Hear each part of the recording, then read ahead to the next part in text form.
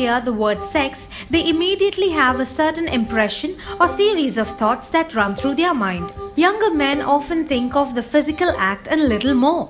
Women think of a deeper, personal connection between her and her partner. In a sense, whether they realize it or not, they are looking for a spiritual event. The use of alcohol, drugs, smoke, and even a daily cafe latte represent attempts to loosen the mind and have a sensual experience, but don't lead us to connection we seek. However, during a healthy sexual encounter, the world falls apart. Thoughts are suspended and pleasurable energies connects heart, body and mind.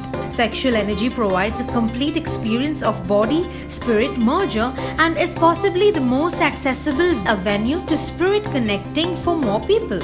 Stereotypically, male sexual energy flares up and is exhausted quickly like a match, while female sexual energy boils slowly and remains hot for a long time, like a pot of boiling water. These different tempos are a source of shame for men who climax too fast and frustration for women who may not climax at all.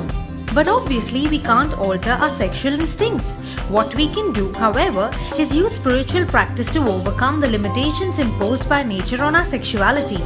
In fact, we can transform an inherent mismatch between male and female sexuality into an incredible opportunity for spiritual growth. Now, wasn't this a very enlightening take on sex, which is otherwise accounted as a big taboo? Let us know your valuable take on this video right below in the comment box, and do not forget to subscribe to us for more such interesting videos.